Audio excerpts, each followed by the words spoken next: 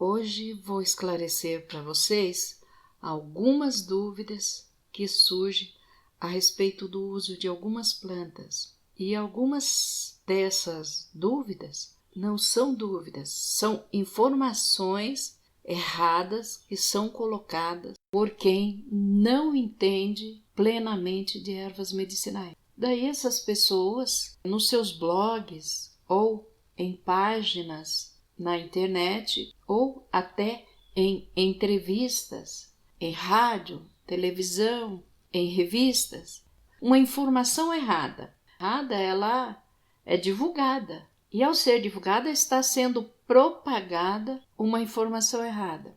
Existe muita dúvida e as pessoas não conseguem esclarecer porque diz, mas o fulano, como uma senhora me disse, eu vi um médico lá na televisão falando isso.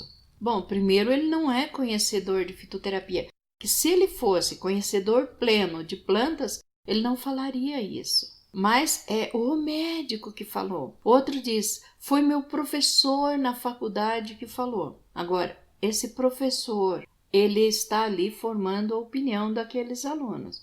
No mínimo, ele tinha que ir muito profundamente a respeito da informação para daí ele passar para o aluno. Ele deu informação do Google. Porque hoje em dia é muito comum as pessoas se valer, que a gente até brinca. O Google hoje é um prestador de serviço de cuidado de saúde. Outro se vale de informação daquele profissional que está naquele canal de televisão falando toda semana. Ou daquele que está naquele programa de rádio falando toda semana. As pessoas buscam informações através dessas pessoas na esperança, às vezes, de encontrar solução para o problema que está lhe incomodando. Mas elas acabam saindo com informação errada dali. Porque o Google, para mim, ele é só um caminho que eu tenho que entrar por ele para ir aonde está a informação certa, a informação correta, a informação que foi feita com evidência científica, que foi postada ali por pesquisadores e não por curiosos de plantas medicinais. Eu busco informações nas revistas especializadas. Alguém vai dizer, especializada é aquela revista que está na banca, ervas não sei do que lá. Não é, aquilo não é especializada. Aquilo é uma revista comercial, que eles montam umas matérias sobre plantas, colocam foto de plantas e às vezes tem a consultoria de pessoa que não tem o conhecimento pleno de plantas. A revista da qual eu falo é a revista PubMed, é a revista de publicações médicas, publicações científicas, tanto da área médica convencional como das plantas. Lá se publica a respeito de todos os medicamentos, os estudos que foram feitos, os trabalhos, contraindicação, o que é válido, o que não é. Então, tem lá as pesquisas a favor, as contradições, e também na parte de ervas estão lá as publicações. Existe aí perto de 200.000 publicações a respeito de plantas medicinais. Hoje é comum, eu recebo muito vídeo de pessoa que gravou lá sobre uma planta. Eu, como especialista, hoje eu detecto muita informação errada, informações assim que põem quem for fazer uso daquilo até em risco.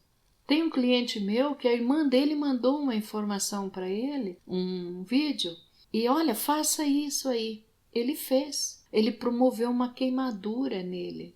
Teve que ir para o socorro com o braço queimado. Ele fez uma compressa que foi ensinado e ele fez uma queimadura. O elemento que foi ensinado ele a fazer queimou a pele dele e foi uma queimadura severa. Eu deleto tanta coisa que eu recebo no WhatsApp, hoje é muito comum, então eu recebo informações que imediatamente eu deleto. Eu nem compartilho, porque se eu compartilhar, eu estou ajudando a compartilhar uma coisa que vai promover dano à saúde de alguém. Um outro dia aí recebi um vídeo onde o profissional lá, se intitulando entendedor, dizia que em 15 minutos ia resolver uma pneumonia. Olha a irresponsabilidade dessa pessoa. Pneumonia é uma condição clínica grave que depende do uso do antibiótico. O tratamento natural pode ser introduzido também, sim, mas como um coadjuvante ao tratamento padrão. Então, é uma irresponsabilidade muito grande que, se a pessoa está num quadro de pneumonia e vai apostar naquilo, pode levar a óbito, que a pneumonia, se não socorrida em tempo e tratada, ela leva a óbito. Então, tem que ter cuidado com muita informação que é divulgada. O chá de gengibre, quem tem pressão alta não pode. O chá de alecrim, quem tem problema cardíaco não pode tomar. O chá de canela, quem tem pressão alta não pode tomar.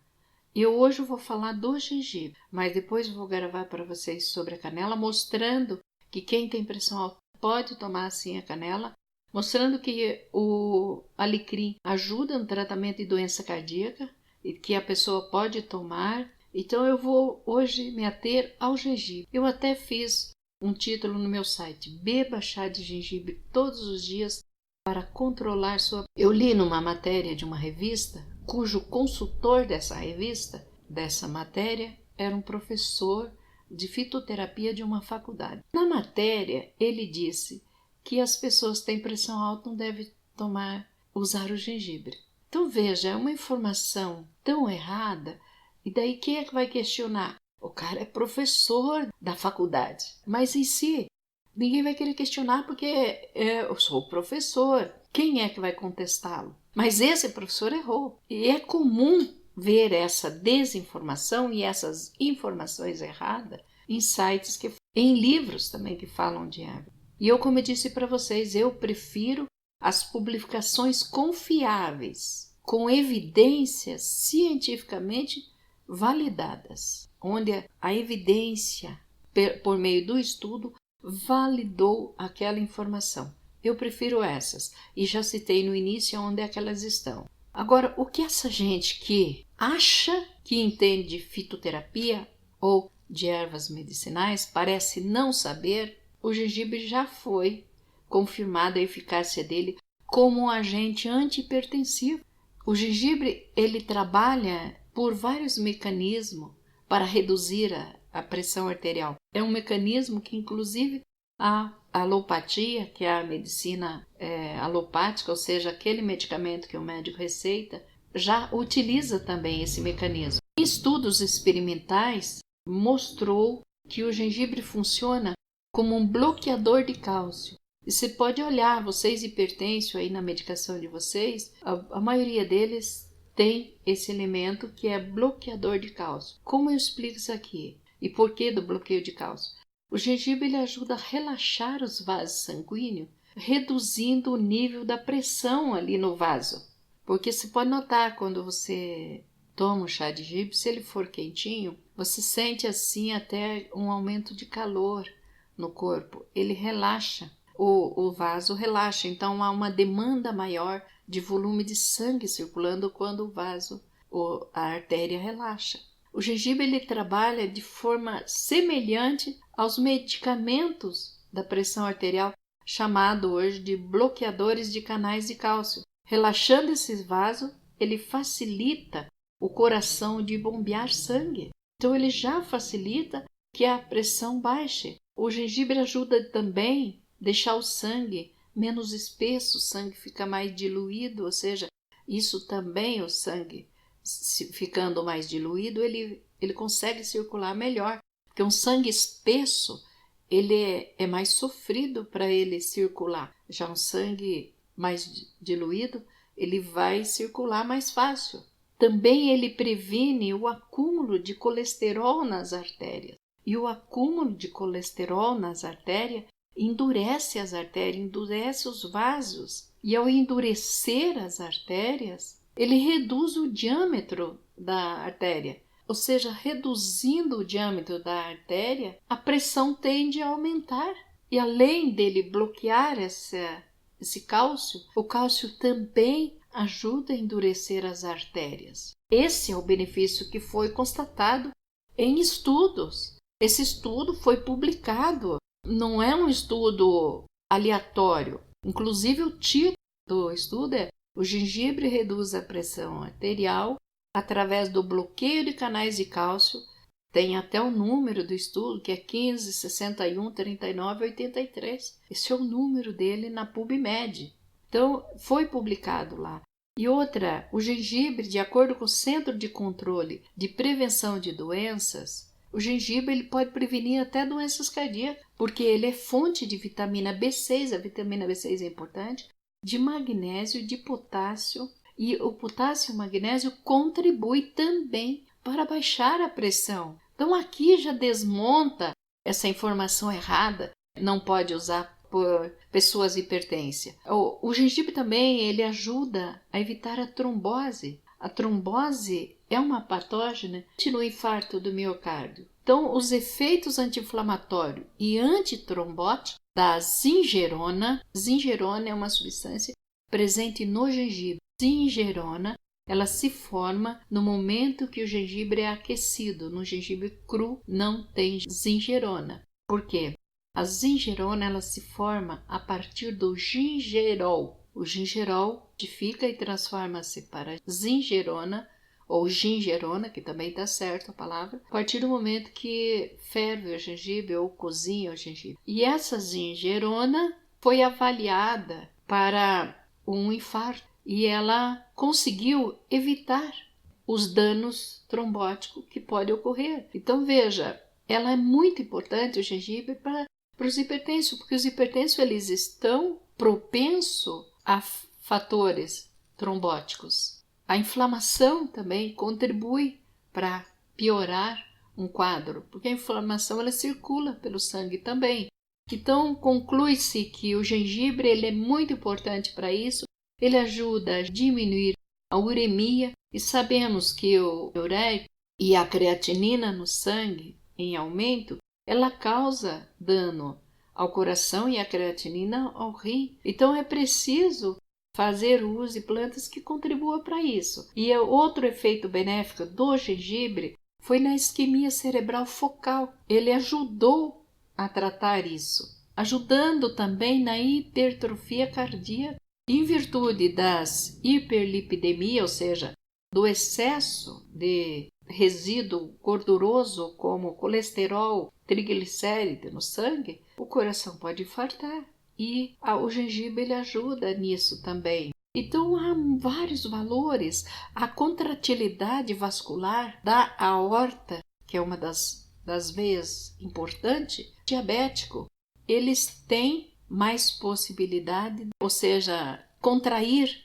a aorta. E o gengibre ele evita essa contração que pode ser danosa. A artéria ela tem contrair e descontrair para estar fazendo o sangue movimentar. Ela tem que ter uma flexibilidade, mas o diabético ele costuma ficar bem contraída e isso faz mal para o diabético, vai aumentar a pressão também. E o gengibre ele vai ajudar também em outras condições que é a nefrotoxicidade. Nefro é o rim. Então, o nosso rim, ele acaba, ou de pessoas que tomam, eu graças a Deus não estou tomando medicamento nenhum, mas pessoas tomam muito medicamento, acaba tendo uma nefrotoxicidade, assim como tem cardiotoxicidade, hepatotoxicidade. Hepatotoxicidade é do fígado, do nosso sistema hepático. Nefrotoxicidade do rim, cardiotoxicidade do sistema cardíaco. Até isso ele vai ajudar. As drogas induzem o fígado à nefrotoxicidade, a maioria desses medicamentos. Então daí o que a gengibre vai fazer? Ela é um elemento importante para isso. Há outros valores do gengibre que, se eu for falar de todos os valores do gengibre, eu vou gravar um áudio para vocês de 2, 3 horas. Mas eu convido vocês a seguir lá no meu site e ver tudo que eu falo do gengibre e ainda muito mais. Eu tenho perto de 300 artigos a respeito da importância do gengibre em vários problemas de saúde. São 109 problemas de saúde que o gengibre já foi confirmado efeito. Inclusive, voltando para o diabético, a microvascularidade da retina, ela é muito importante para os diabéticos, porque ela tendo a alteração, o diabético pode levar à cegueira, diminuir muito a visão. Então, até nisso vai o gengibre ajudar na retina. E na isquemia cerebral, na agregação de plaquetas, porque quando se agrega plaquetas, forma os coágulos, vai agregando junto com plaquetas e junto com os outros detritos que está ali, gorduras, cálcio, dentro das artérias, forma a trombose. Então ela ajuda, juntamente com outros elementos naturais também, a evitar que essas plaquetas se agreguem, porque quando elas se agregam, se juntam, pode formar um risco de vida para a pessoa. Então ela é muito importante. Ela foi superior ao lansoprazol no bloqueio de formação de úlceras, na pressão sistólica e diastólica dos pacientes com diabetes. O gengibre também ajudou. Então é muito importante a informação correta, gente. Mas se vocês gostam do meu canal, continuem se inscrevendo no canal para receber informações dos novos vídeos que eu posto. E se vocês gostam das minhas informações, compartilhe. Compartilhe com amigos, com as pessoas da família, para que todos também tenham acesso a essa informação, que é uma informação com o intuito de desfazer as informações erradas que são colocadas até mesmo na internet ou em entrevistas de alguns profissionais que, sem dúvida, eu tenho certeza que não entendem verdadeiramente das plantas medicinais. Porque se entendesse, não falaria algumas asneiras como essa para influenciar o público. O gengibre é uma planta preciosa, gente. Os orientais a utilizam todos os dias. Pessoa de idade ali consumindo aquela quantidade. Eles comem gengibre em conserva, geleias de gengibre, chás de gengibre. E não é só pelo fato de os orientais utilizar. Nós temos que saber do valor dessa planta e incluir ela no dia a dia, porque o benefício de uma planta ele é percebido a partir do momento que você inclui como parte do seu uso diário. Toda semana ter um consumo regular de uma porção de gengibre. Vocês vão ver modificações na saúde de vocês extraordinárias. É uma preciosidade. Eu tenho utilizado aqui o meu site e o meu canal YouTube para passar informações. Eu não sou dona da verdade, mas procuro me aproximar dela, gente, e procuro sempre buscar informações corretas, porque de informação errada o Google está cheio. Mas é isso, gente. Tem que peneirar a informação. Agora, como peneirar? Próximo áudio. Daí vem sobre a canela, o alecrim, que também tem informação errada a respeito. E para concluir, alguém vai dizer: mas eu tomei o gengibre e alterou minha pressão. Então, primeiro analise o que você também comeu naquele dia para não dizer que foi a gengibre. Porque às vezes a pessoa comeu uma comida salgada e depois tomou chá de gengibre e vai dizer que é o gengibre e não a comida salgada que ela comeu. Outra coisa, comida gordurosa também ajuda a aumentar a pressão. A outra coisa, a forma que você fez. Se não fez corretamente o chá de gengibre, fez ele muito forte, pode dar pequenas alterações, mas não que vá aumentar rigorosamente a pressão. Desta forma, o gengibre, para 500 ml de água, se coloca uma colher de sobremesa rasa de pedacinhos pequenos de gengibre e ferve-se por 3 minutos apenas, deixando esfriar. Esse chá de gengibre pode ser feito cubinhos de gelo. Eu adoro, na minha geladeira permanentemente tem cubinhos de gelo. Faço o chá de gengibre e deixo ele formar gelo. Depois uso esse gelo para colocar em sucos, para colocar na água, para tomar, porque daí fica até mais diluído. Então é a forma que você faz o chá, e se for muito forte até vai queimar a garganta, a boca, porque o gengibre é bem forte. Tem que saber fazer o gengibre, gente.